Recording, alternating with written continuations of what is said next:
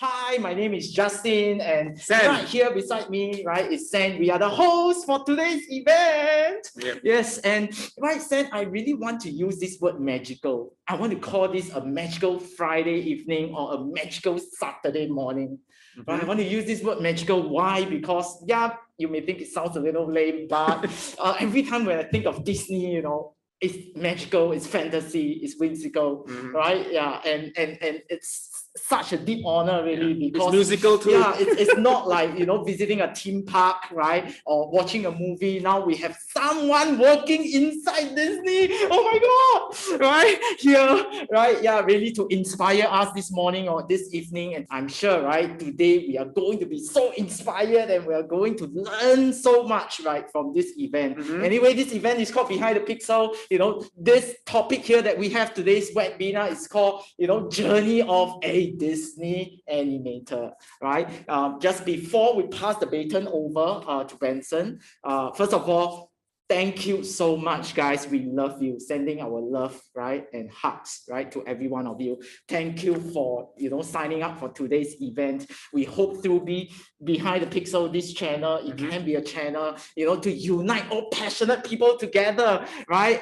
Regardless you are from the east or west, we hope that, this is for the community, a channel where we, as, right, like digital artists, we all can get inspired and we can learn, right, and hone our craft, right, along the way as we walk this professional journey.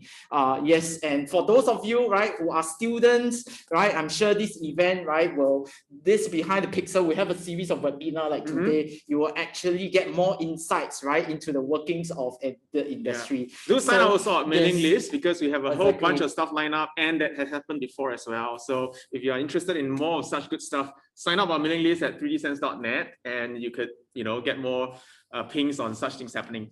There's definitely more coming up, okay? Yes, like Sam mentioned, right? So just some administrative stuff. I mean, we want to get this as informal, as lighthearted, as casual as possible, okay? Yeah, so are we all ready? We are ready. Are you guys ready? If you're ready, right, put in the chat box and say we are ready. Come on.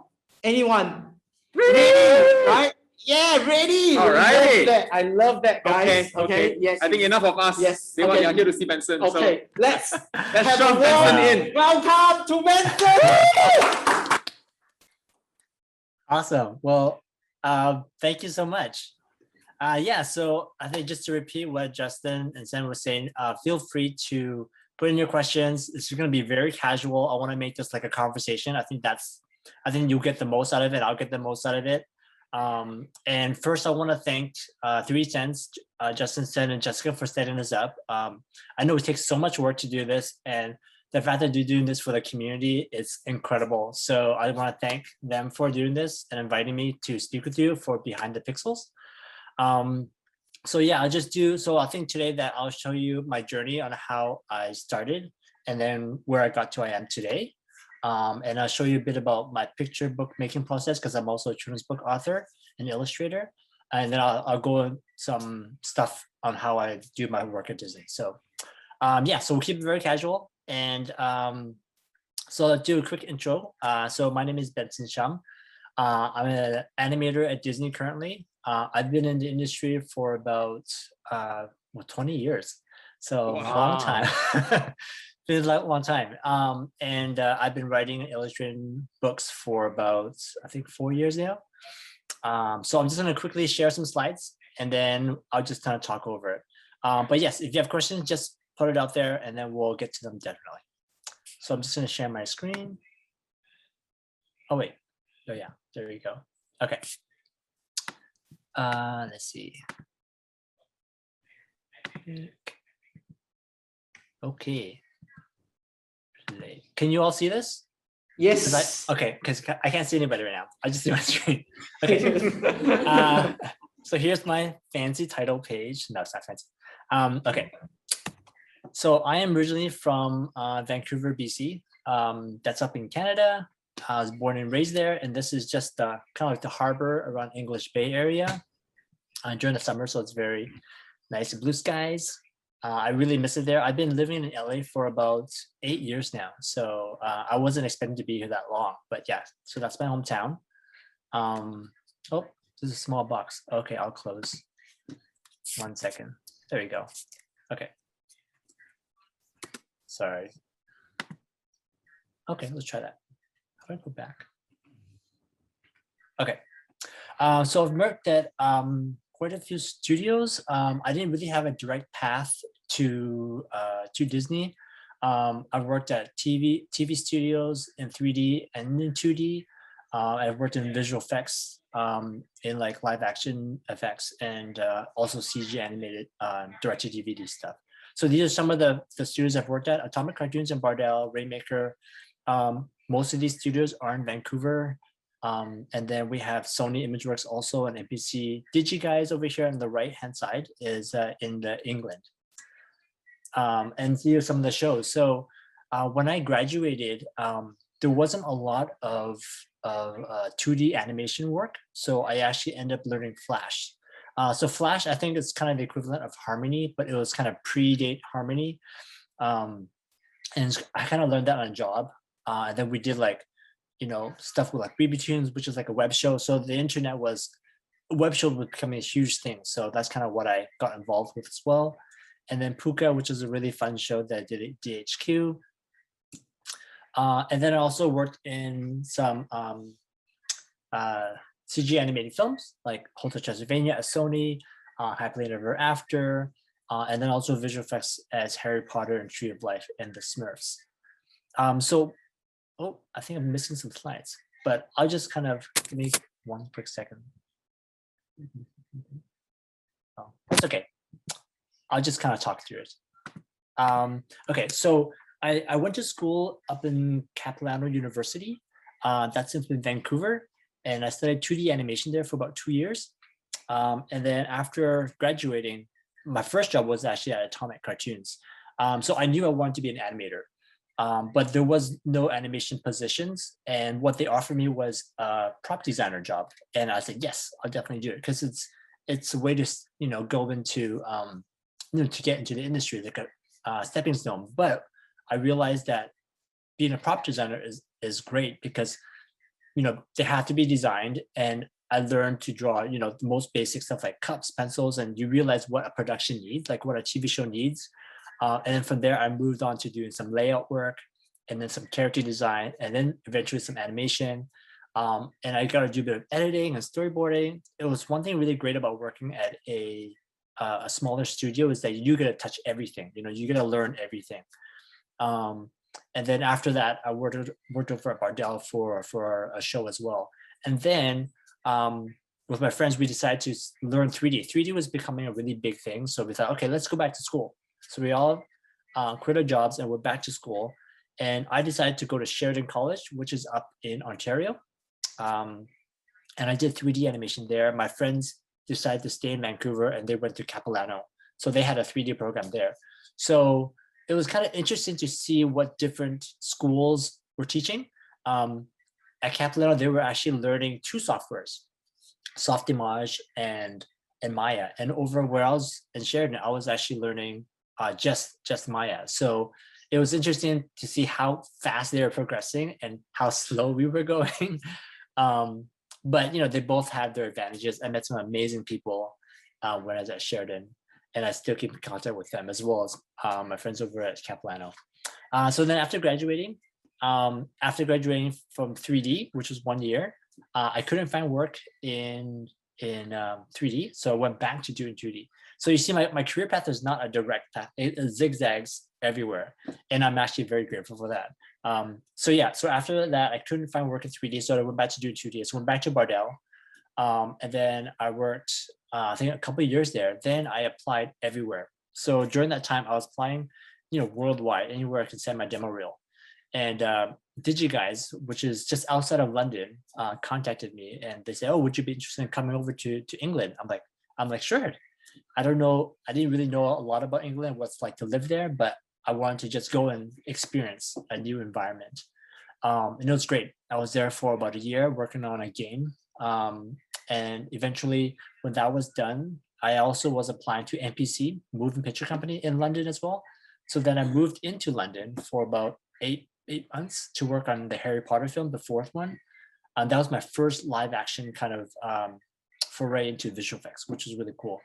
So I was there for one project, and then they were wrapping up their project. So then my visa was expiring. Excuse me. Then I went back to Vancouver, and guess what? I couldn't find work in 3D. There was no 3D work. So I went back to doing 2D again. So I went back to Atomic, actually, my first job.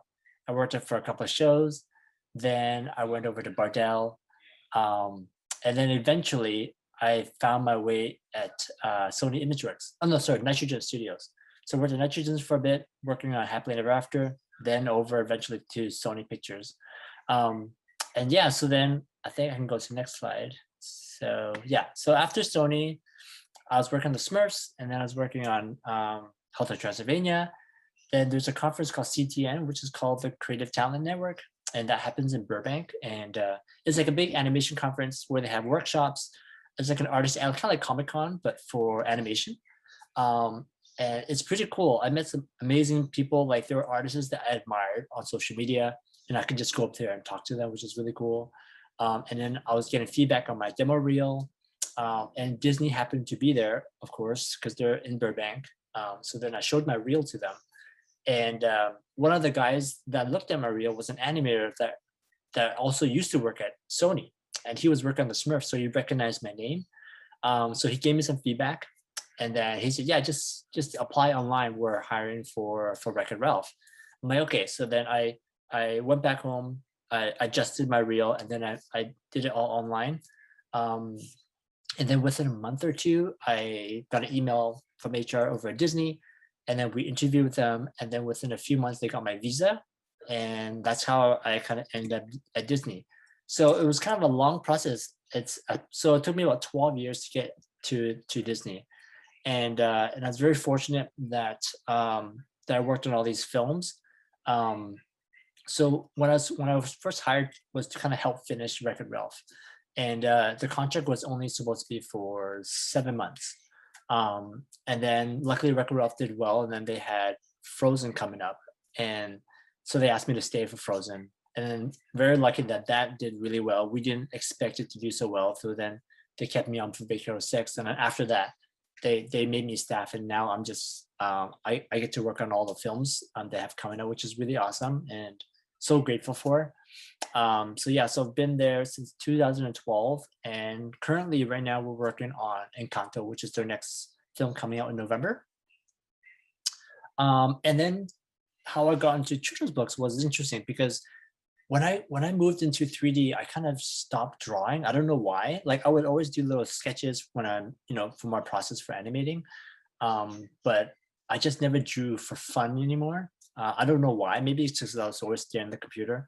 But when I was at the studio, I saw a lot of like amazing artwork on the walls, and which kind of inspired me to kind of go back to my roots of drawing.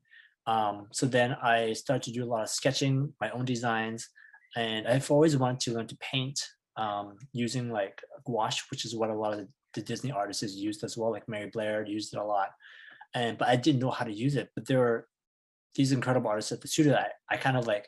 I was scared, but I just kind of said, okay, can you show me your process? And I asked questions, and I watched YouTube on how people paint, because I never actually got a traditional painting class. So I knew colors, but I didn't really know how to use the material. So a lot of it for me was kind of experimenting a lot. And so that was just really fun to do. And so I did that on the side, and I started to do gallery shows in LA, and also got introduced to watercolor and ink. So my friend Katya is an amazing watercolor artist, and she said that, if you want to learn watercolor, she'll show me. So we would go to her house and we'll paint together, and then she'll see that, because I've never used watercolor before, she see that I'm painting the way I paint with gouache, which is a lot of pigment, and she goes, no, watercolor is just pure water. It's very little pigment. So then took a lot of practice, and it's a very different set of skills, and a lot of it was just kind of experimenting. And I did the same thing with ink. I started experimenting with that, and that was just so much fun to do on my own time for fun. And then eventually they had a children's book program at the studio called the Walt Disney Artist Showcase, and so that's open to employees at the studio.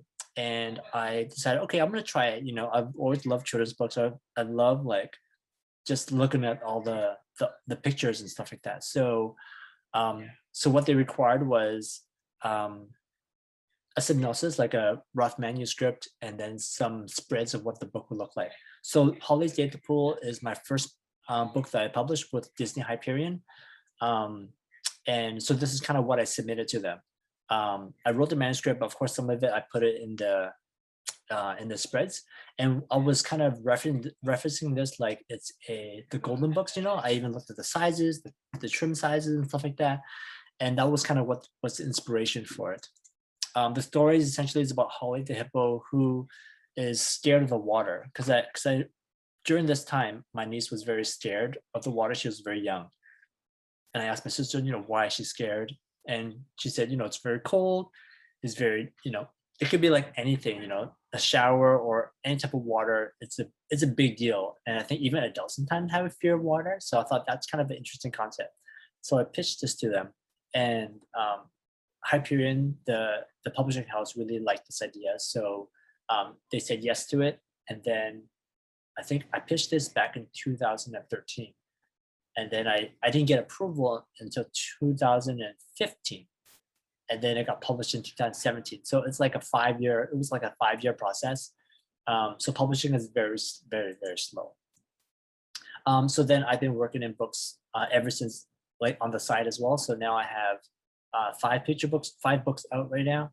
Some of them are illustrated and some of them I've written as well. And I have Onto the Great Country, which is coming later this year.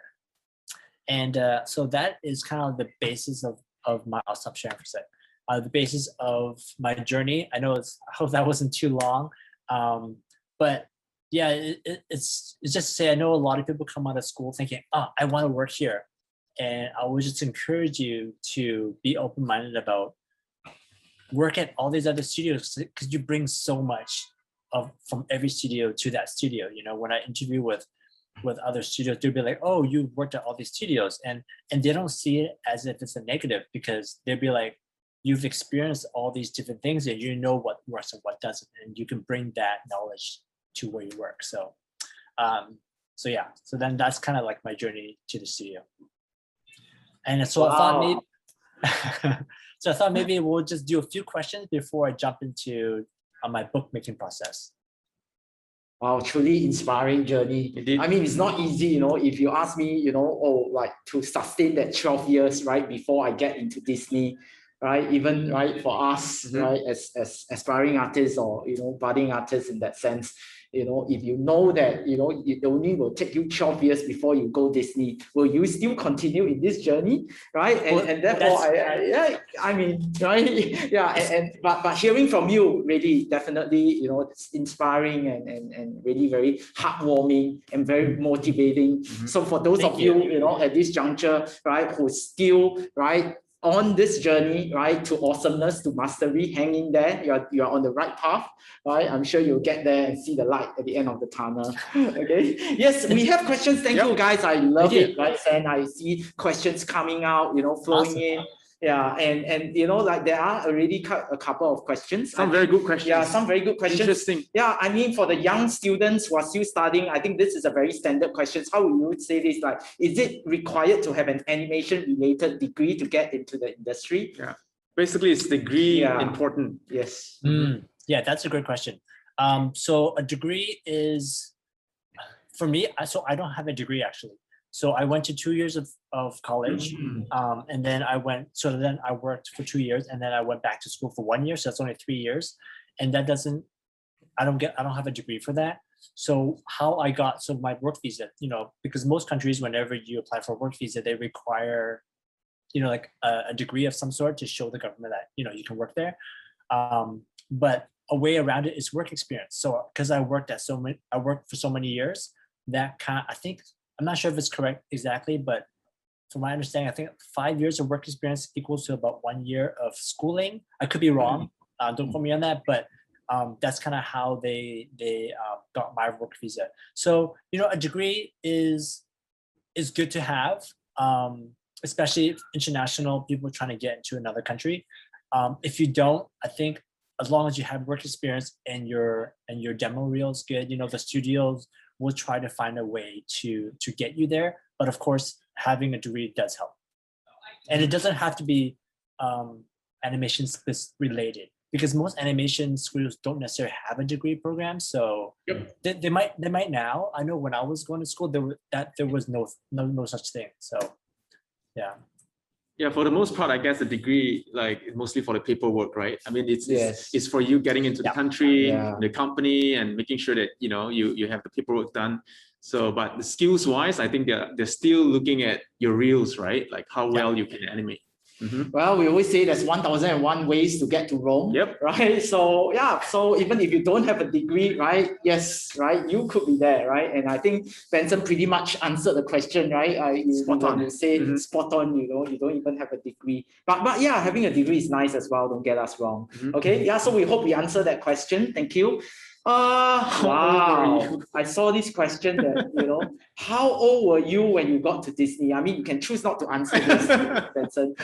How old was I? Let's see. I need to calculate. Yeah, it comes to a point you lose track of your age, right? You're like this weird kid, right? You're 16, right? When you got to 12 years old, you started work at 4 years old. No.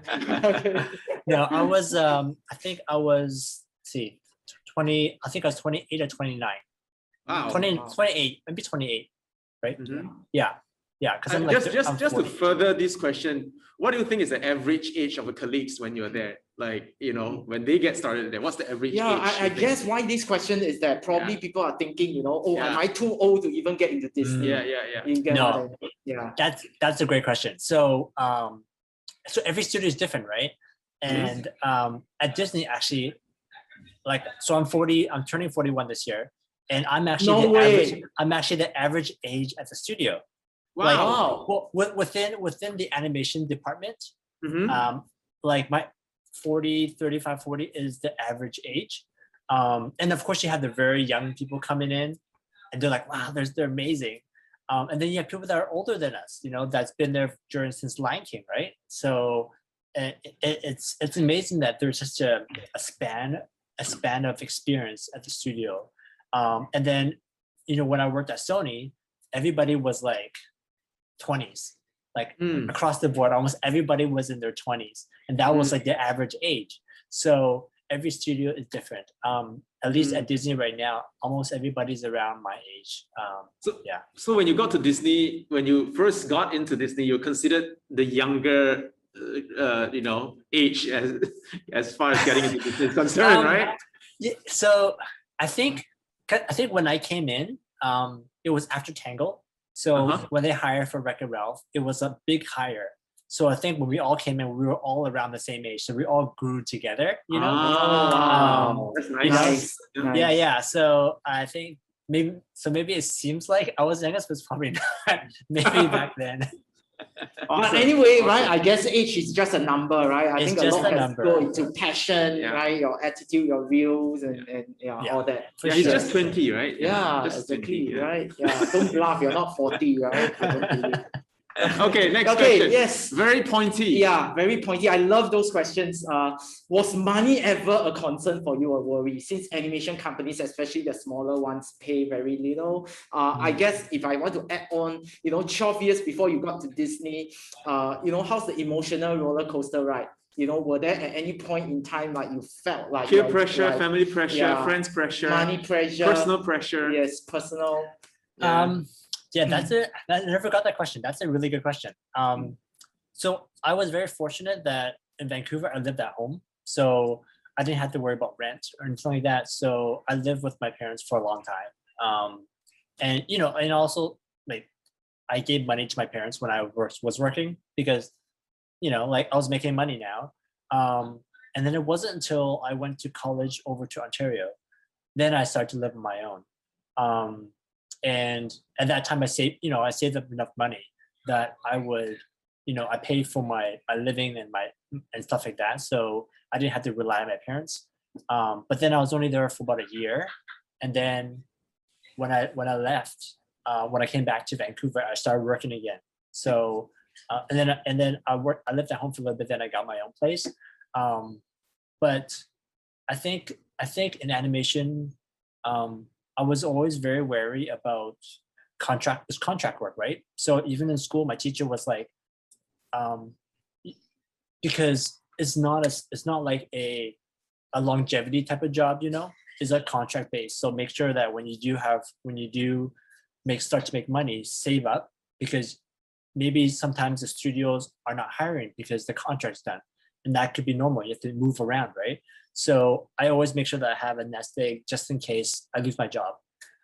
So I think that's something to be wary about.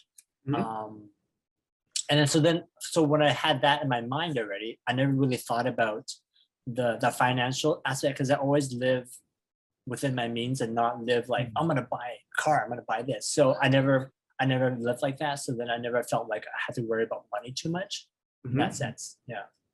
I guess it's a personal choice and personal prudence, right? As far as financial management is concerned, I think that probably goes the same for everything you do, right? Yeah. So I think that's a very good tip, Benson has shared, like financial planning is important, right? As you walk the journey towards your dream, right? If you live within your means, right, you will get there. Okay. Yeah. Chase your dream and the money will follow. Yes. We always say that, right? Yeah. Awesome. Love that. Okay.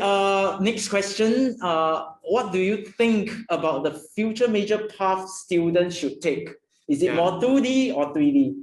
And what do you think about the development in the design major, probably in the industry? So 2D and 3D, that's always like a hot topic. I think what we see right now in the industry is that there's so much, everything is in, well, let's say there's both sides, right? You have the films, a lot of it's done in 3D, but then you have a lot of the stuff in TV that's a lot of done in 2D. So I think it's good to have a background in 2D. Not necessarily, a lot of my amazing, talented friends do not know how to draw, but they're incredible artists, when it comes to 3D, whether it's modeling or all that kind of stuff. 2D. But I think having a 2D background, 2D knowledge, helps you visually see things a little differently. Because even though we are working in the 3D environment, what you see on the screen is still a flat image. So whenever I am like posing a character, I try to pose it so that it's very readable, as if it was a good silhouette, stuff that I would do it as if I'm drawing a pose in 2D. And then I think when you train your eye to draw, life drawing or any type of drawing, you start to see those things a little differently than if you were to not have that training. So I think it's always good to have the 2D background for sure. Yep. I think over here as well, we always say art is a lifestyle. At some point, you start to be more sensitive as an artist to poses, like you said, to the stuff around you, happening around you, and just being more aware and sensitive. And those become inspirations, and those would affect your work positively as well. So it really starts, from a training, a foundation that's been properly built, and then it goes on to really living the life as an artist and just being sensitive and aware of stuff that's happening around and using those as inspiration as time comes. Life at Disney, right? Work itself is already busy, but you were sharing just now about your journey and then about all those amazing stories, illustrations that you have come out. How do you achieve that balance? You're so multi-talented, and I know you teach as well, right? Right. And you teach at 3dsense as well. Thanks. Right. So how do you manage, right? Like this work-life balance, having like to really passion, passion project like illustration, and then work, and then having to do so many things. I think for me is like you said, balance is I struggle with balance as well, because I have my hand in a lot of stuff. But I think it's also scheduling. I'm a big planner. I like to your work day, right? You have to do your work during that day. But within my work at Disney, I plan out what I need to do. I set little goals. I don't set like big goals. I set very small goals. So every day I write down a list of what I need to get done. And then, so I know that I accomplished it. And then, it could be the smallest thing, like, I just want to, today, I want to do some ideas for this new shot I'm working on. So I'll just sketch ideas. Okay, I'm done. I'll finish early. And then it's a very small goal, but the fact that you did it, it's a little endorphin to make you feel good, because, a lot of times in any type of creative work, you get rejections all the time, right? You're always being critiqued with your work, someone's always saying, okay, you fix this, right? So I think for yourself, for mentally, if you make little goals, it's actually good for mental health. And then for me, because I do that, then when I'm finished for that day, I feel like, okay, I accomplished what I need to do. And then I move on to my book work, my own personal work. And I do that same thing with my own personal work. So it's kind of like I make little goals, and then that's kind of how I balance mentally on how I do all these multiple projects. So that's also a good way to deal with like kind of burnout and, you know, getting too much in your head. And just sustaining yourself, and you know, and they always say it's a marathon, right? It's not a sprint. So definitely, the industry is very up and down, right? There's you know, whenever we go from 2D and all of a sudden, you know, 2D, there's no 2D where you have to move to 3D with learn 3D, and then we don't know where it's gonna go. So it's really important to take care of yourself. Sure. Yes, taking baby steps, right? It's always important. Incremental baby steps. Okay.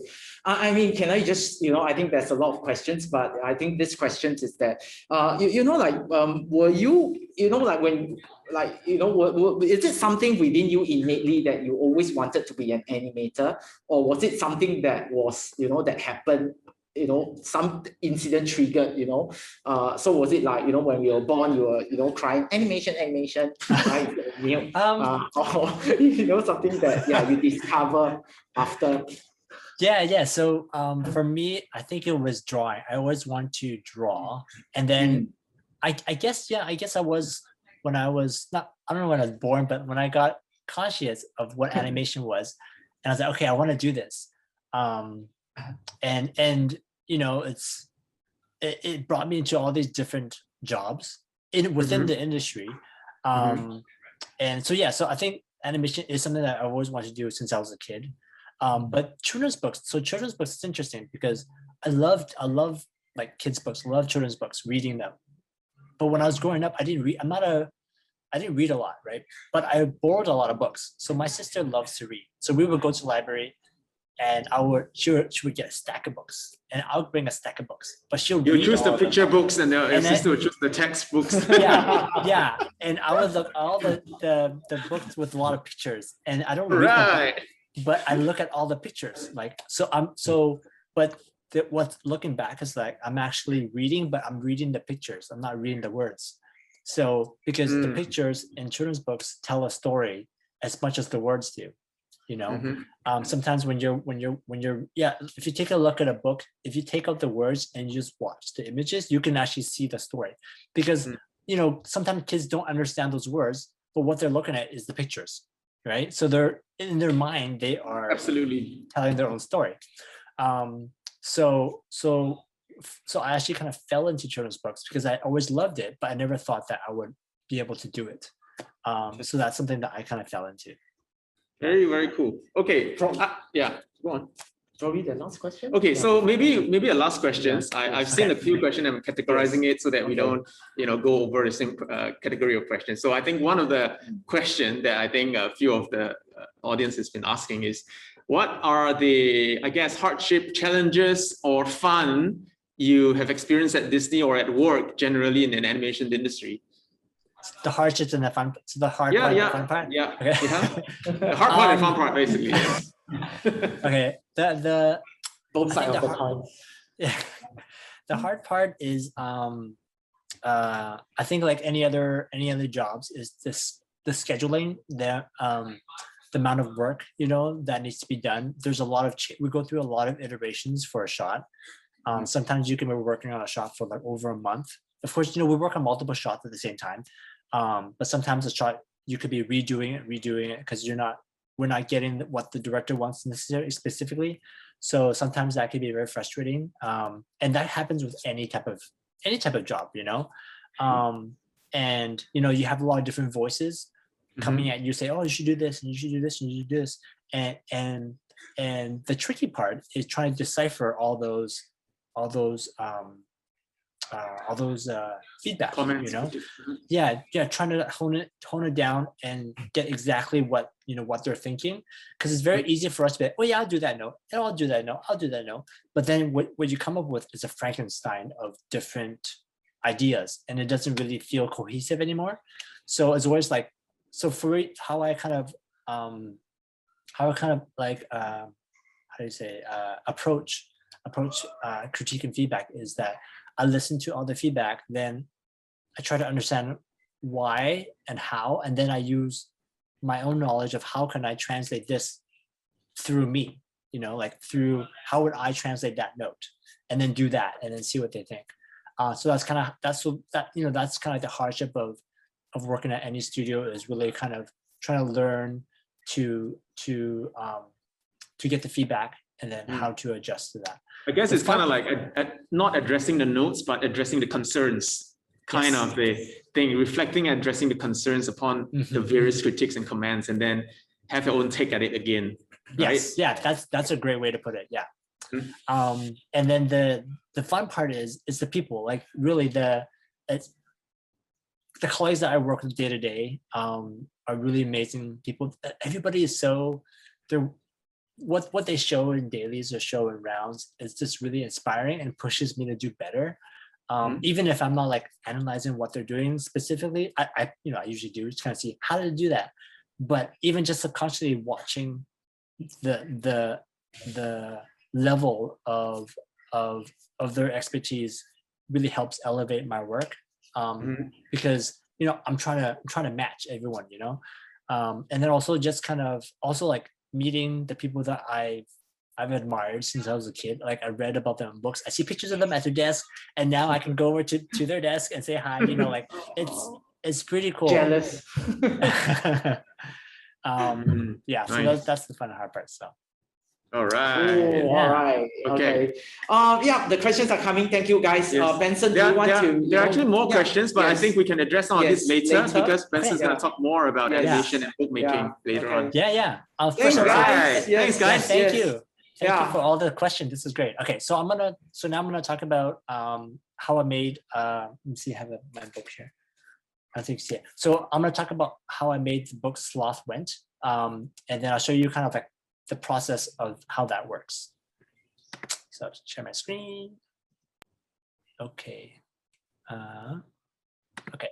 So this is called Sloth Went. It's written by Adam Lehrhardt and illustrated by me. This book came out last June, actually, June 2020. And actually it's coming out in 2 days in board book, which is really cool. So it'll be in picture book and in board book. So how this works is that, so I have a literary agent, and what she does is she sends my work out, like my portfolio, out to editors and publishers. And if a publisher or editor likes my artwork and they say, oh, I have this manuscript that I think would match, in this case, Adam's manuscript. And they'll ask me to see if I'm interested in working on it. So I read the manuscript and I thought it was really charming book about sloths. And I've never really drawn a lot of sloths, so this was really fun for research. So how publishing works, usually if I write and illustrate, I would write the book and I'll illustrate it in like a very rough way, and I'll send it to my agent, and then she will send it out to editors when it's ready. In this case, when I'm illustrating, it's like I'm waiting, is whenever editor approaches us to see if I'm interested in illustrating. So that's kind of how this book came about. So there's some bullet points. So first, what I do is I read the manuscript. Then if I say yes, then I'll do a lot of research, explore designs. So I'll send that back and forth with the art director and the editor. And then I'll start to do scribbles and storyboards. And then I do refine sketches, and then revise the colors and look at color, and then final art, and then revise again. And then we have a book. So this is an example of the manuscript that I got. So it was Sloth's big day. He was excited, he was nervous. And so as you go down, you see at the bottom, it says panel 1, Sloth climbing down a tree. So when you see brackets in manuscripts, it means that is like an art note. So what an art note is a suggestion from the author, what they're kind of thinking in their head. Sometimes the art director or the editor would delete that and then let the artist, imagine on their own, because bookmaking, whether you're an author or you're an illustrator, it's a teamwork, it's two people. So this book is not just Adam's, it's also mine, because I bring my side of the story to it as well. And so when I'm reading this manuscript, so for example, it says, it's Sloth's big day. He was excited and nervous. What if something happens? He asked. What if nothing happens? So while I'm reading this, I'm imagining what the book could look like. So it was Sloth's big day. I feel like that needs to be its own page because that's like a big splash, you know? And then he was excited and he was nervous. So that would be the next page. So I'm thinking about this while I'm reading the manuscript. And then after that, I'll look at research. So this is really fun. Just scouring the internet with all these different types of sloths. And then learn that there's two different types of sloth. There's a 3-toed sloth and a 2-toed sloth. And I decided to go with the 2-toed sloth. And they're usually in Costa Rica. So it's looking at environments in Costa Rica. You know, what type of trees do they live in? Because I want it to be authentic to where they live, where they eat, how do they hang, how do they walk how do they climb trees, you know? And then all the type of animals. So in the manuscript, Adam talked about a butterfly, he talked about a frog, he talked about a caterpillar, a snail, and a tortoise, but he never said what type of frog or what type of butterfly or what type of caterpillar. And so that he left that up to me. So I want to make sure that it was set in Costa Rica. So look at all the Costa Rican type of frogs, butterflies, and tortoises. And then that makes the book feel more cohesive and more authentic.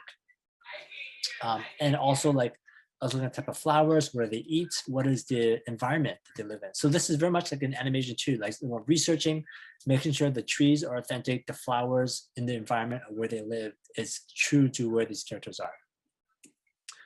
And after that, then I'll start to do some exploring of the designs. So when I looked at a lot of sloth books that has been done, there's that one shape where it's always like a kind of like a tube, you know, because their head is very much like a tube, right? And I thought, well, how can I make sloth a little different, you know? And this is also like a baby sloth as well.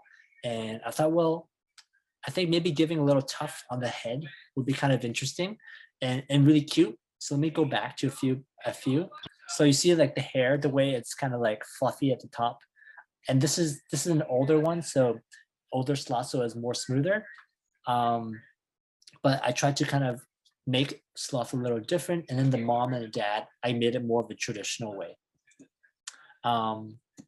And so then I started to think about storyboards. And these are some sketches of what I think while I'm reading the manuscript, I'll start to jot down. So for example, when I was telling you the beginning, it was Sloth's big day. So the first thing I imagined wasn't the one on the top left there. Like, I feel like that would be the opening of the book. You know, we see the sloth and he's actively doing something. You know, you want your characters to be moving, even though it's one page. And then I had the mom there in the middle where she's kind of like putting little flowers on his head.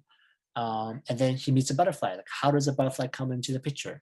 And then remember at the bottom it says panel, sloth climbing down. So I thought, okay, now I'm gonna panel it out. So then we have the sloth climbing down the tree slowly. And then while he's doing that, you can see the caterpillar. It's very scribbly, but it's actually, the snail is actually moving faster than the sloth, and then the sloth gets frustrated. So I think that's what's really fun about this book, is that there's very little words, and a lot of it I am doing in pantomime and telling the story visually. And then so I start to refine the sketches. And this was really fun because I get to kind of use what I learned in animation about like really pushing the expressions, and also like the composition and stuff like that, right? Like, you know, how do you lead the eye to the text and to the characters? So picture books are all about finding a balance between the words and the pictures. So I'm always leaving space so that the reader can actually read the words clearly. And then so while I'm doing this, I'm sending it back and forth with the art directors and communicating with them about, is this the right direction? And they usually have notes, and I'll go back and forth. But when we're in a place where we're thinking, okay, I think we can start to work on colors. So because I do all this in watercolor and ink, I do my colors digitally because it's a lot quicker. So this is like my first pass. I thought, okay, let's, you know, they're the rainforest, everything should be green. But what if I pop in some color, like, you know, maybe some pinks in there, and then a blue sky. So it's kind of much like animation. I make it like a color script. So I kind of see everything in the storyboard, and this is kind of what the book looks like. And then after that, then we went back. Okay, well, what if we did it more of a yellow tone? So I gave him a couple of options. If that was the case, then I try to keep everything within that color as well. But in the end, we decided to go with this. So you can see on the right, I have 4 big colors. So try to keep within that color scheme. So we had the blues at the top, and I do see the panels as it goes down, it fades to a blue, and then it goes again, it fades to blue, and it goes into the greens, the browns at the very end. And yeah, so then that's kind of like how I approach my color. And when they approve this, then I'll start to do the final art. So I ink everything traditionally first, and then I'll start to do the colors. And then of course, some sketches don't make it.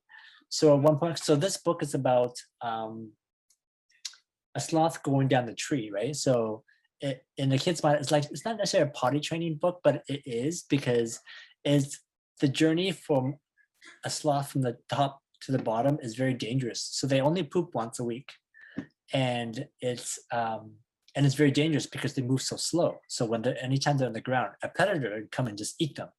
So it's kind of it's a dangerous thing. So that also can be like a kid's mentality of, okay, I want to go to potty, but it's dangerous. So they're scared because, kids are very scared to go, to do number 2.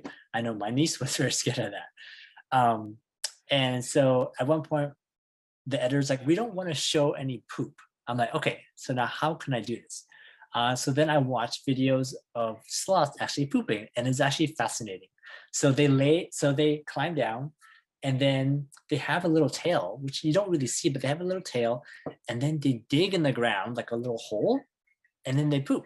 And when they poop, though, they have a big smile on their face because they actually poop 1/3 of their body weight, which is insane, but also amazing. So this is some of the sketches that didn't quite make it. Like at one point it says, what was his body telling him? So like, I thought, okay, maybe he's like shaking, because, after sloths actually do the number 2, they actually do a little dance. They do wiggle in real life. So that was interesting. And then on the bottom, it was another thing where I showed like physically, the tail wiggling, he looks down, he puts his butt down, and then he flicks the dirt out, and then he, does his number 2, and he does a thumbs up. But I think it was too on the nose. So then we ended up going for more like, so you see at the very bottom here, he does his business, he celebrates, he does his dance, and he climbs back up, and then he celebrates with his family. So, and then after that, then we also work on the title page and the cover. So on the bottom left there, I was playing with the idea of like, whenever you open a book, sometimes you see the back of the book with a lot of stuff. So I thought, what if the sloth is like, horizontal, because they're always hanging that way. So when you fold the book, you only see half the body, and when you open the book, you see the full body. Excuse me. The editor liked it, but they thought we probably should show more clear. So we decided to go with the one on the right. So you see the backgrounds in the back for this version, and then you see Sloth looking down at the tree and his little tail wiggling. And then we have our book. Yeah, so this is stop sharing. And so that's kind of like the basis of how we make books. Yeah. And if I was writing my own books, it would be very similar to this, except without, I'll be like paging my own manuscript. So. Wow. It's inspiring. I can only imagine the painstaking effort, right, behind publishing or illustrating for a book. Yep. How long did the whole entire process last from the start to the end? So whenever an editor approach you to illustrate the book, it's usually about 1.5 years.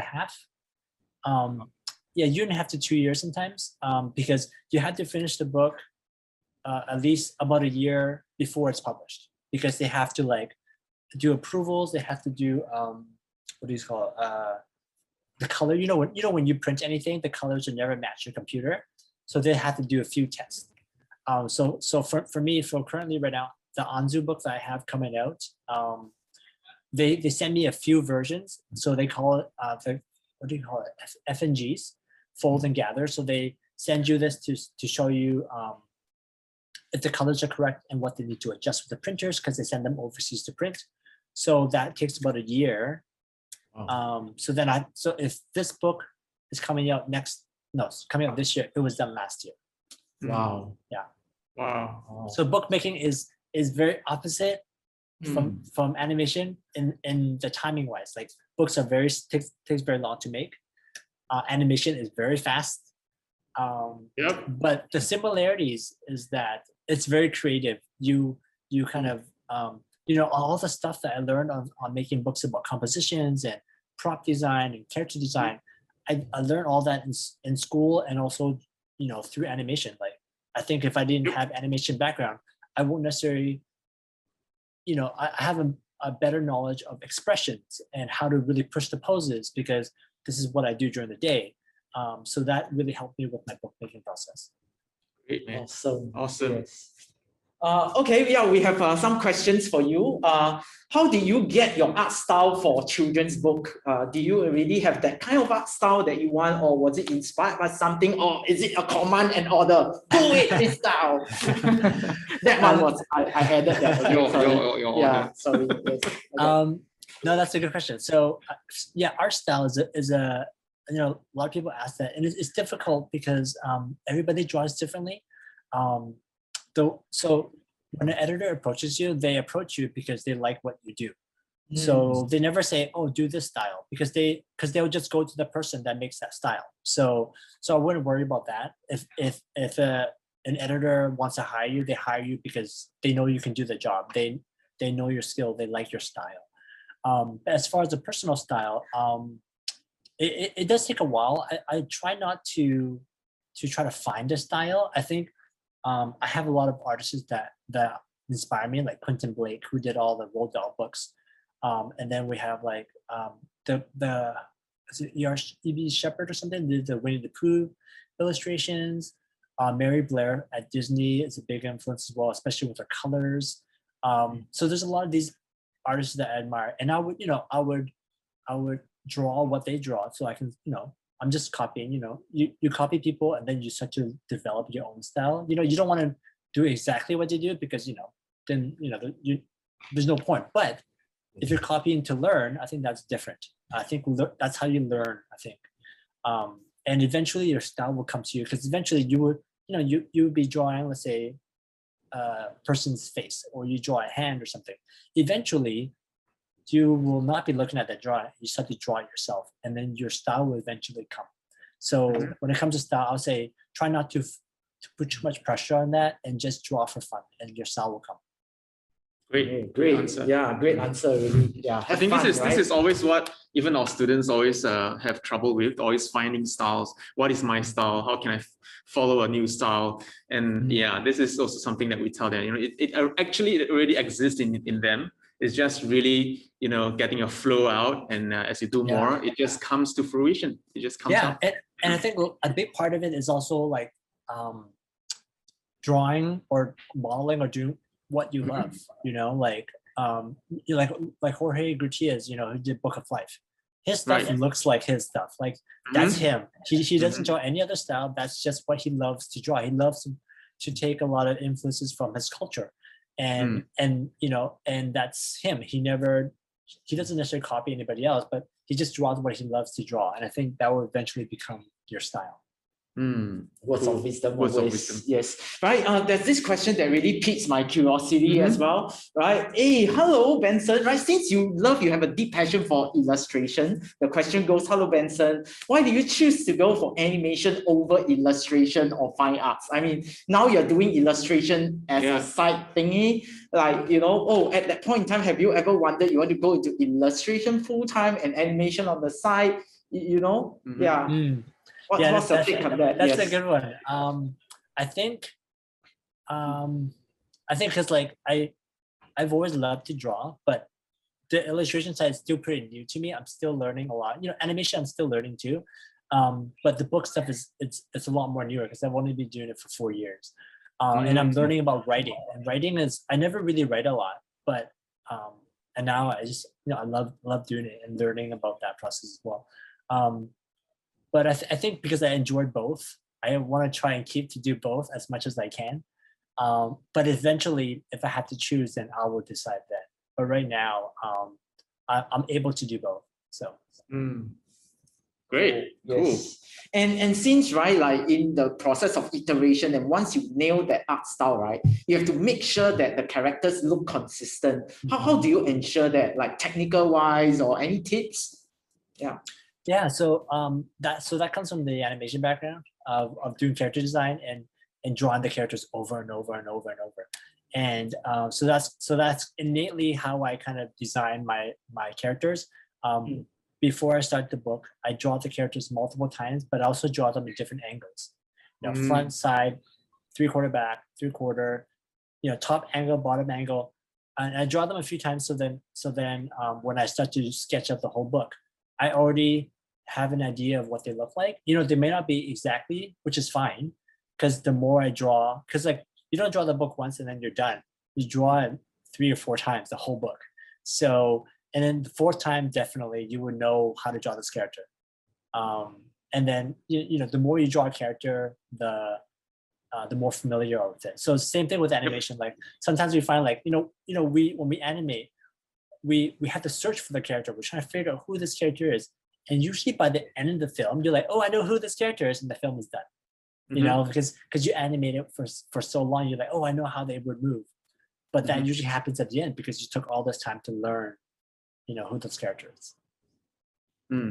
That's so true. I remember in the old days in 2D animation, you probably have that experience. Before a new project, you gotta practice the style like many times before you really start animating, or really start drawing the key poses in 2D, and just getting the hang of the style. It's a challenge, but yeah, it's just practice.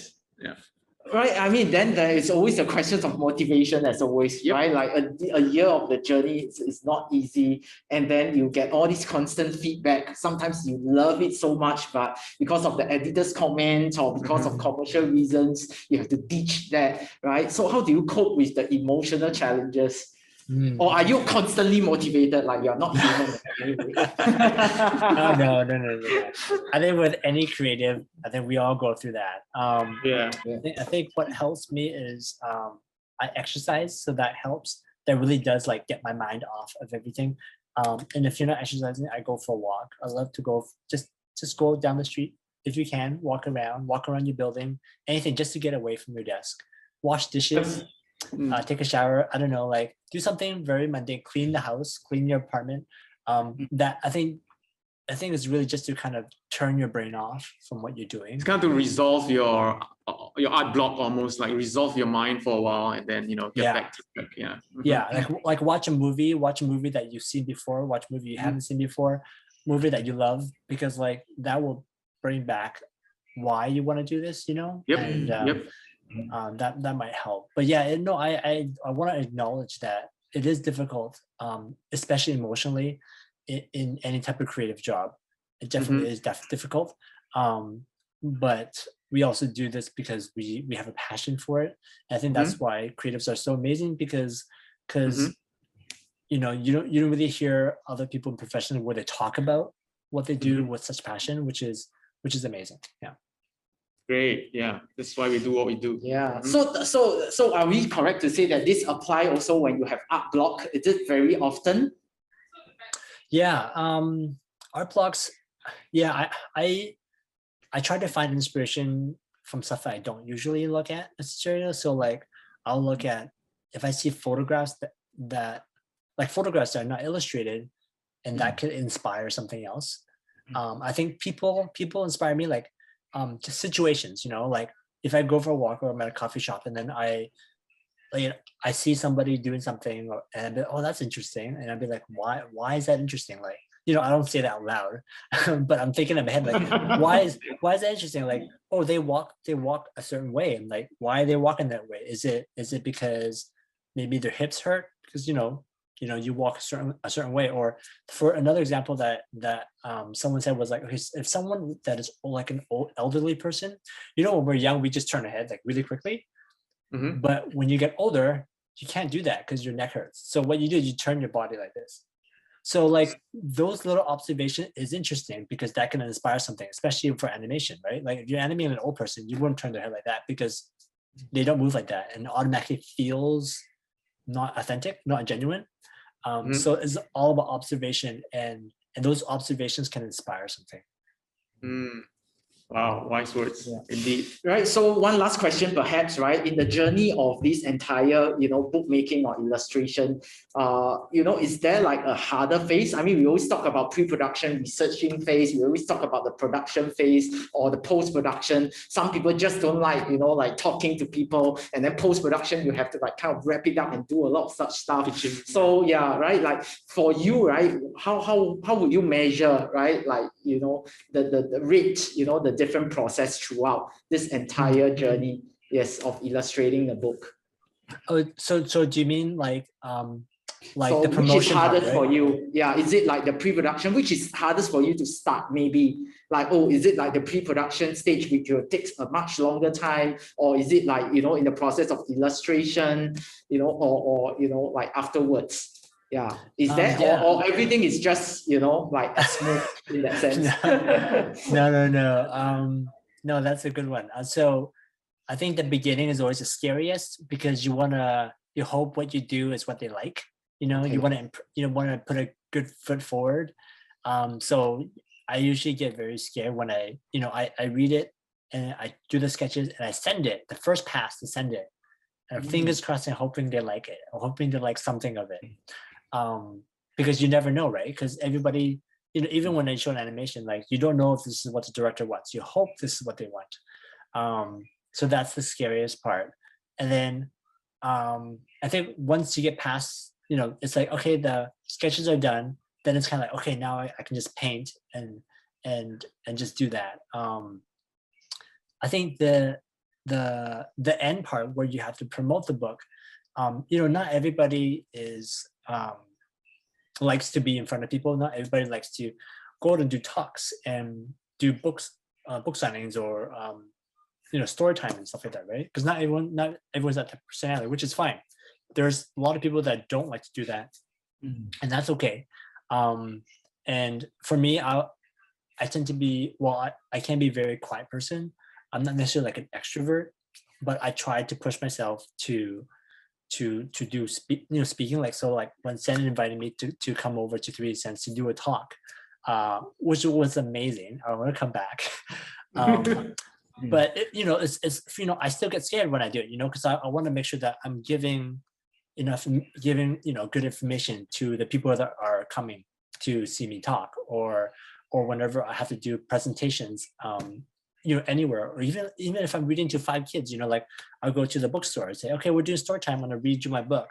I want to make sure that they have a good time. So for me, as difficult as it can be, I try to push myself to do more of it. And the most gratifying part is to see people react, and they're like, oh, like kids would be like, oh, I like this book, little stuff like that makes a big difference. And I think that's why I like to keep doing it. So I think that says a lot about your grit and your character as well, and also the success that you're having now at Disney, working on these major well-loved films as well. I think it's a journey, and it's your determination, in getting things right and get things on track and really getting things successful. So it's fantastic to hear that. It's a very, very good spirit. Yeah. Thank you. Yeah, and I also want to anytime I do a talk, I don't really read from my script, because I guess whenever I see people, I look at people do presentations, like, wow, they're so professional. The way they speak and everything is like on point. And I'm like, I can never do that. And for me, I don't want to do that. Like I rather have a conversation, and I feel like that it brings myself out, and it hopefully brings the person out as well to speak and talk about stuff, and make it more of a conversation than me telling you what, so and so. So yeah. Also understanding yourself and like working around it and still getting the objective done. yeah, exactly. Making it your own, right? Yeah, for sure. Yeah. We definitely feel you, Benson. I'm like about to tear, Yeah. Feel you. Awesome, right? Yeah. It's so easy to say, sometimes just be yourself, but trust me, But when you're in that journey, exactly, the moment before going on stage, that churn in your stomach, your hands are like wet, you're like, yeah. Yeah, and then you wish you have a script in front of you, right? somewhere, and you can, but yes, definitely. I think very good advice in that sense. Yes. Just be yourself, and everything will fall in place. Yeah, thanks for adding all these indelible, lovely memories. Yeah, right throughout. Yeah, no doubt. I'm just curious, right? Like in the process of animation, like the whole so-called like research process, do you actually like take your own video shoot, right? Or at any point when you're stuck or you are not too sure how to progress or proceed, where do you source for inspiration? Yeah, so before I approach animation, I tend to, so I do a lot of thumbnail. I don't have any sketches yet. Let me see. I don't have it right here, but I tend to do very small drawings. So I act everything out on the paper, like I draw poses and stuff like that. And I try to visualize in my head roughly what it will look like. And then I'll start to, so I spend a lot of time doing that before I even jump onto the computer. Because that way I'm not on the computer searching, because that could take a long time. Like we know in 3D, to even put the character in a pose could take a long time, just one pose. Whereas if you're drawing it, you can just do a quick sketch. It doesn't have to be accurate. It can be stick figures. But the idea is to get your idea really quickly on paper, and then go onto the computer. And then sometimes if after that I will film myself, but I know some people set up the camera like it's like the shot, like exactly like the shot, I don't tend to do that. First, because I'm lazy. Because for me that takes a lot of time, and I'd rather spend that time for me personally to be trying to get the idea out. So what I'll do is I'll just take my laptop, I'll take my phone, and then I'll just act out where, doesn't matter what angle, as long as I can sort of see myself doing it. And what I try to get from the reference is that what am I doing that I wouldn't even think of? Like for example, on Big Hero 6, he was kind of like, he was doing something with Baymax and he plops down onto the chair. So if I'm just drawing it, I'll be like, okay, so he's doing something and he just sits down, right? The mechanics of sitting down. But I realized when I was doing the reference, I did a little step, one little step back, and then I plopped down. So like that's not something I necessarily would have thought of. So I try to pick little stuff that I see that I did on the reference that I didn't consciously do on purpose. So that little stuff I would add into my animation.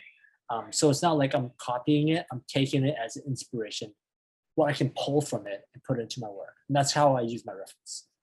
I think further to that question, do you see yourself spending more time? I mean, as an experienced animator right now, you see yourself spending more time on the ideation research phase than the actual execution phase, minus the critiques and comments after that. But when you first start off the shot, I tend to spend more time trying to get the best idea first. It could be completely changed after I show it, but at least I get my idea forward. And if they don't like it, then I'll get feedback, and I'll take that feedback and I'll be like, okay, now how do I translate this? That's very interesting because that's very interesting because I think that's also something that we always preach in the school. I think a lot of us would love to jump into Maya and animate as fast as we can, and we kind of skip the whole process of ideation, reference, and research. And it's what you say bring across such an important point that spend more time on the pre-production, the pre-stage, which is the reference, the concept, the ideas, and then get those cement and then move on to the execution. And I think that actually makes your execution a lot faster because you know what you're doing. You know what's in your head and what's on paper. Because when you jump right in, you're like, oh, maybe this, I'm searching. And some people work like that, and that is completely fine.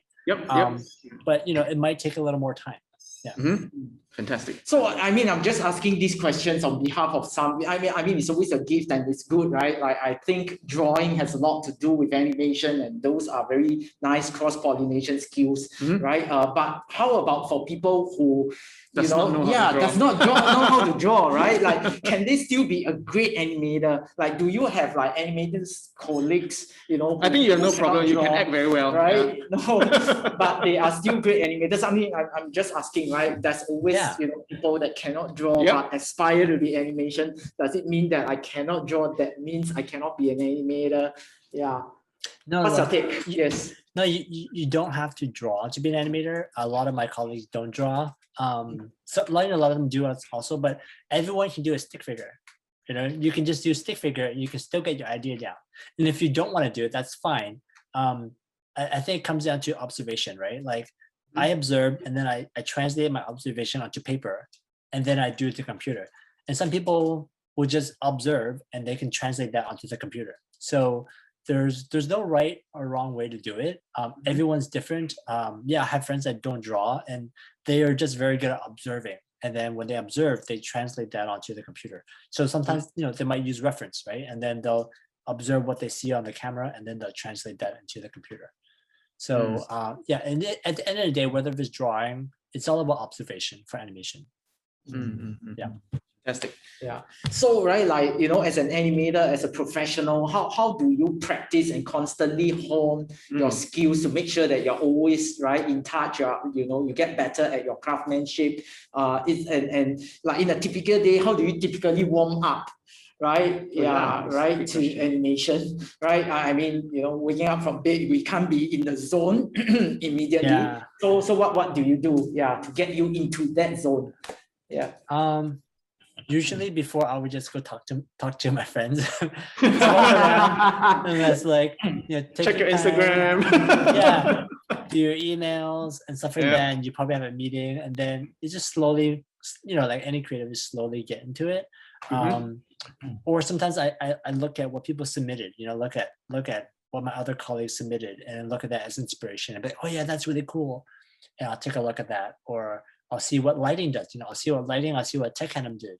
I'll see what other departments do. And that would usually inspire you to, okay, I'm gonna go back, do my work now. So it's not necessarily always looking at animation. I think it's just looking at what other departments are doing and seeing what value they add to the film and how they add to the film and stuff like that. So I think the trending question now that everyone will be asking is, now we are in the midst of a pandemic, this coronavirus thingy. I mean, in your opinion, right? How do you think this pandemic has affected you?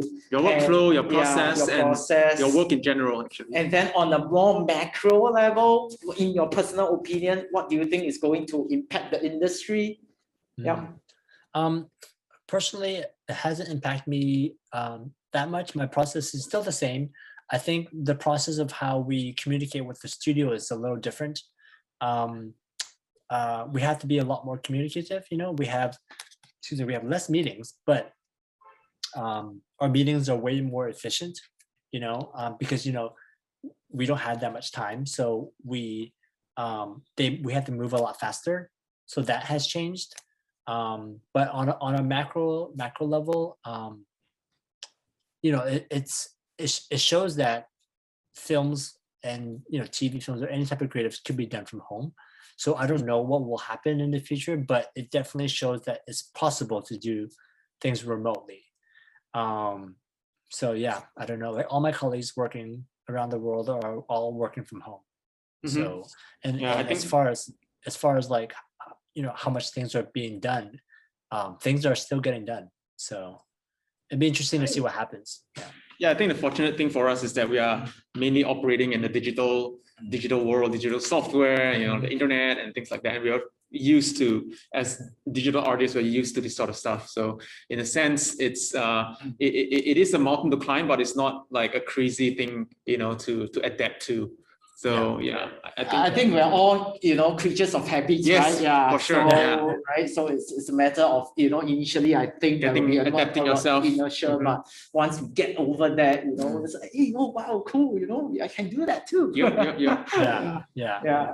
Okay. Yeah. So as a creative, right, as an animator, I'm sure animation you love to tell stories, right? Like but when you're in a very big studio, like Disney, where you're probably working on a one small shot out of so many shots, like how much creative influence do you have, like when you are given that shot, are you able to bounce ideas and directly influence or affect like the story?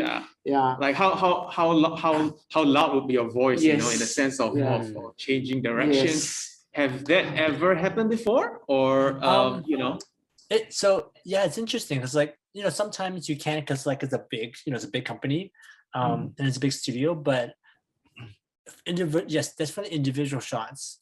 You can definitely put your own take on it, and then when you do it, the director agrees, then great, your idea is in there. There's a shot on Frozen where the first Frozen where Anna found out that Hans is the bad guy, and then she's on the floor, and he kneels to her and talking down to her, and that was what's in the board, right? She's on the floor, he's kneeling towards her, and then what I did was I added a hand to lift the chin, and then she pulls away, and I thought, and I added that because I feel like that's another dig, to really like make it really bad, and that wasn't in the storyboards, but I did. So that's you. yeah. So then I added that because I feel like that makes him even more evil. So that's like something that you can do individually for shots, to try to push the scene a little. And that wasn't on the storyboard, or that wasn't on the layout. That wasn't in the layout or storyboard. That was just something I thought that would help make the character even more evil, for example. I think you did.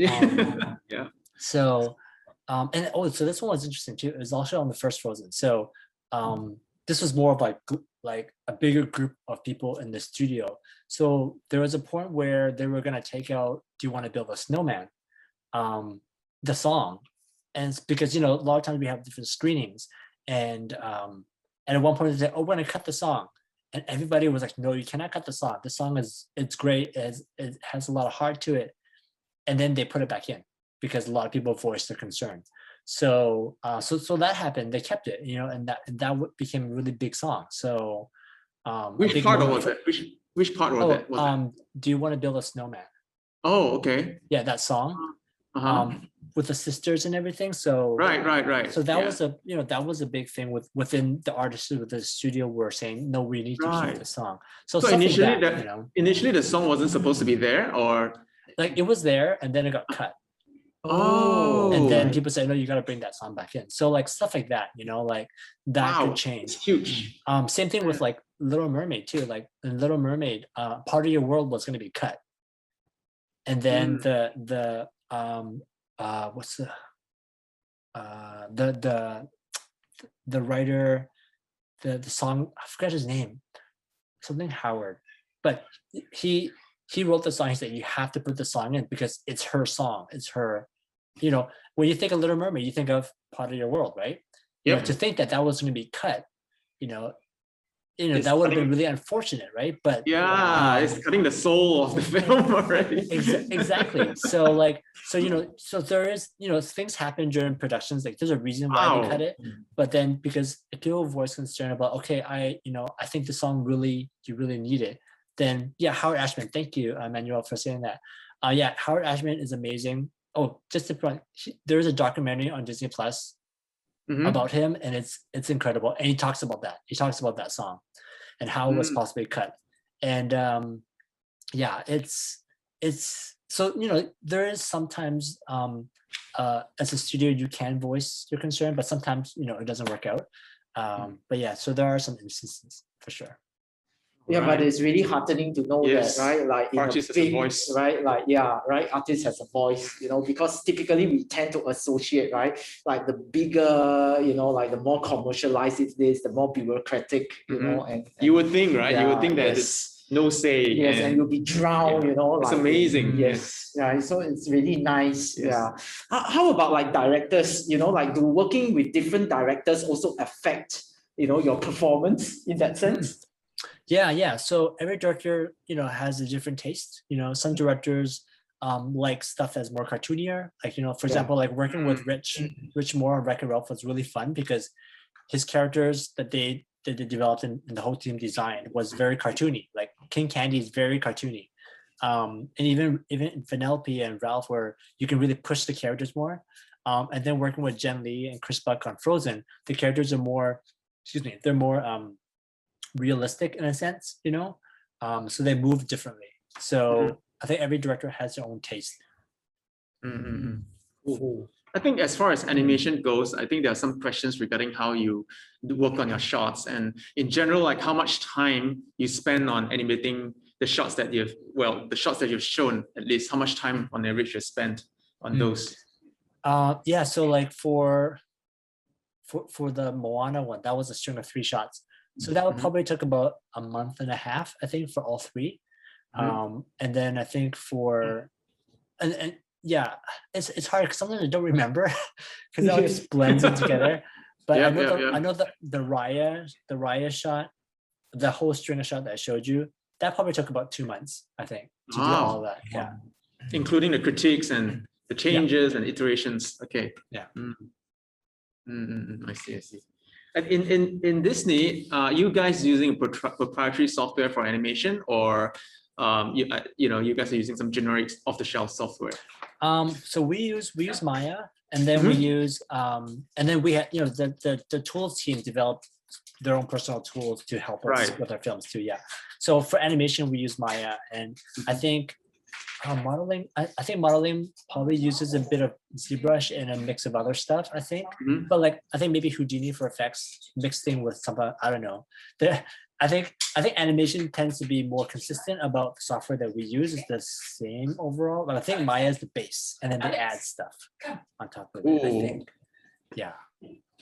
So there's this part just now that was not answered. I think, like how do you practice your animation and make sure you are better each day?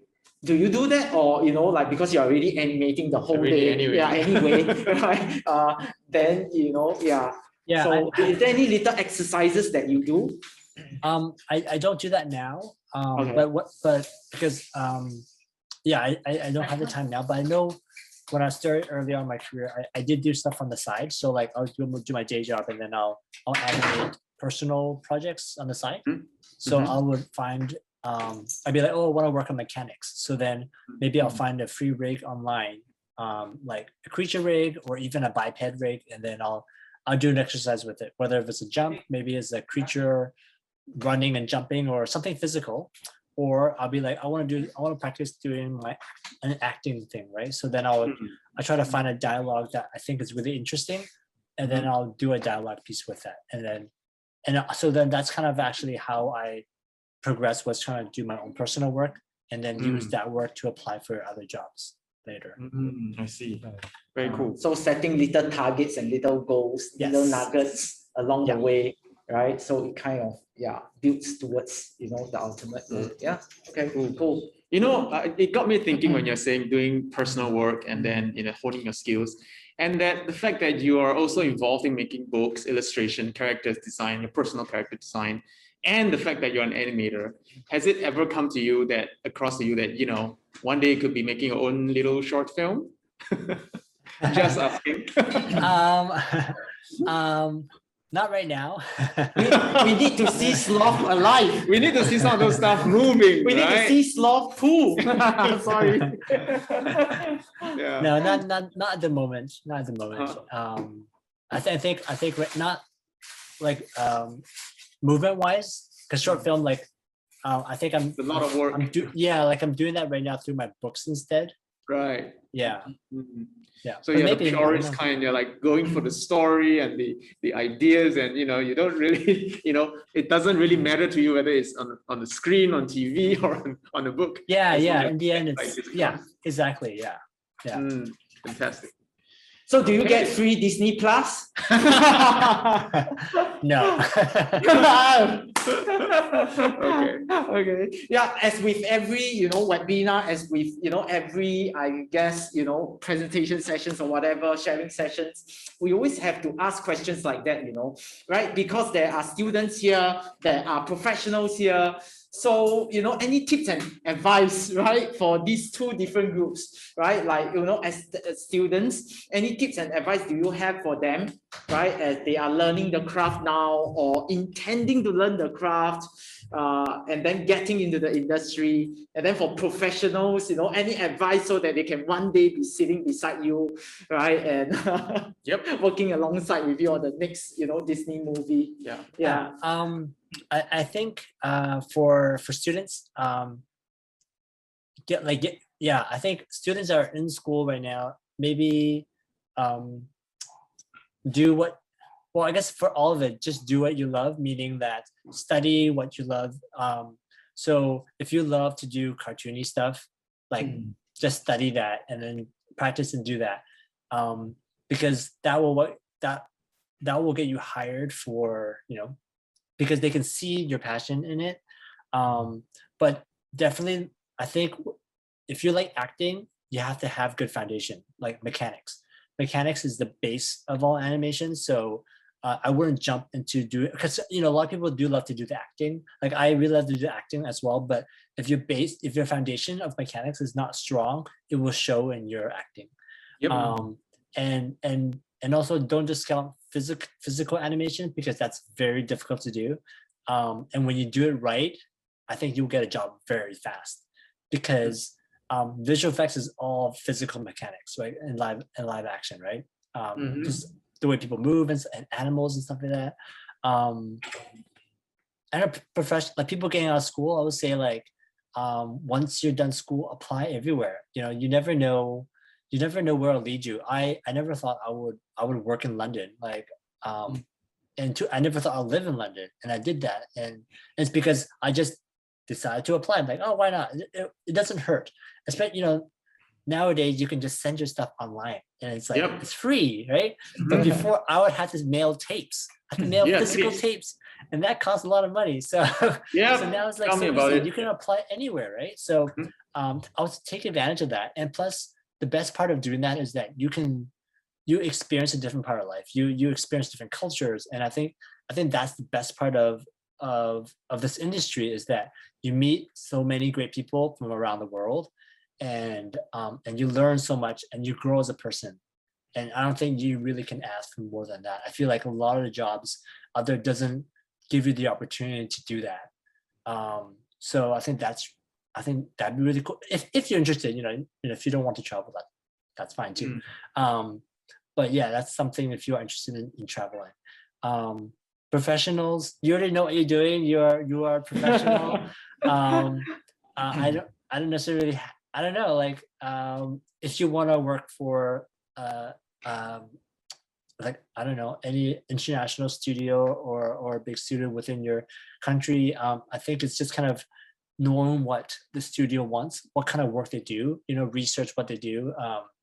If they did mainly do visual effects with creatures, maybe gear your portfolio towards doing, creature visual effects, because when if they see your stuff is very cartoony, it won't be a match for what they're looking for. So know what the studio looks for, and then gear your portfolio towards that style of animation. If it's animation, or even if it's like design work, right? If they do realistic background like games and stuff like that, then that's probably what they want to see when you apply to that studio. Yeah, at the end, right, it's always about loving what you do and doing what you love, really, right? Stay true to that, man. Yeah. Right, I saw throughout your, like 12 years of journey, like you worked on like live action films as well. Yep. What's the difference like between, animating for live action films compared to a full CG, like feature, and culturally working in these studios? Are there any differences or similarities? I think similarities would be the mechanics of animation are still the same, but the difference is that with live action, you are limited to what you see on the plate. So your animation is going to have to match the realisticness of the actors or actresses on the screen, and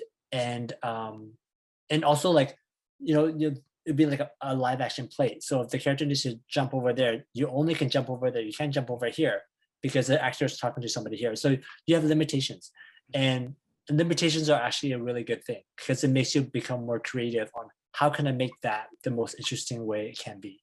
And it's cool to work in live action, because to see your character interact with the actor is really cool. Like they're really like, they're not there. There's somebody there, but when you actually see them actually feel like they're touching each other, like, or they're doing something interactively, it's really cool to see. Right.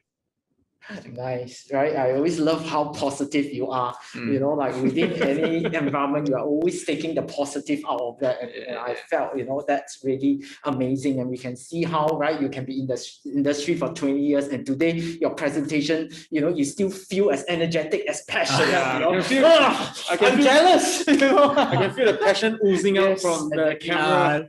No, there's energizing ups us. and downs.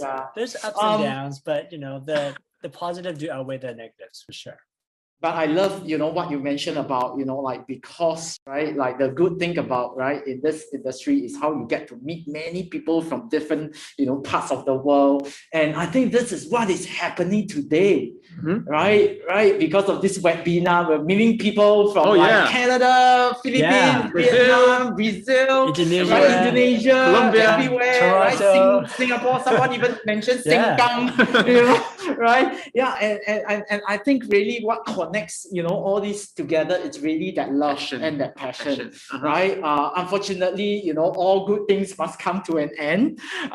So, I first of all, I think we'd like to extend, right, a round of applause to Benson, right? I know that we're all at home, attending this, but really thank you, Benson, for spending so much, of the time, right, today, these 2 hours, inspiring us, right, and so candidly, and very selflessly share, your journey, inspiration, and your motivations. Okay.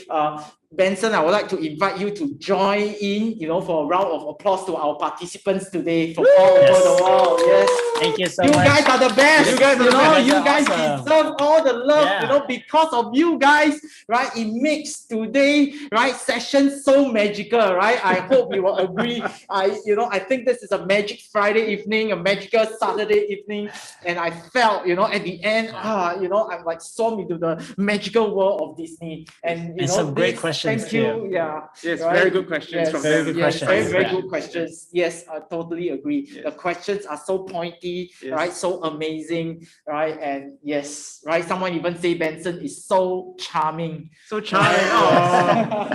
Yeah. Benson, do you have an IG? Maybe you could put it here so that your social they media. can start Oh, yeah. following your works. Yeah. So I have Instagram and Twitter. It's at bshum79. At And- bshum79. Yeah, All bshum79. And also, if you want to find more information about books, my website is bensonshum.com. BensonShum.com. Awesome. Right. All right. Remember to follow him. And last but not least, guys, remember to subscribe to Behind the Pixel. Follow us on our newsletter, and there will be more, right? Speakers coming up. But of course, we always want Benson, right, to come back again. Benson is like a long time visitor. Yes, we know always here Benson for so long. adjunct lecturing and stuff. Yes, and he has always helped us out. Thank you so much, Benson. Definitely. Yes, everyone have a very fantastic, magical weekend. Stay safe, and see you for our next, right, Behind the Pixel Pixels. webinar. Yes, goodbye. Bye. Bye-bye. Bye-bye. Thank you. Thank you.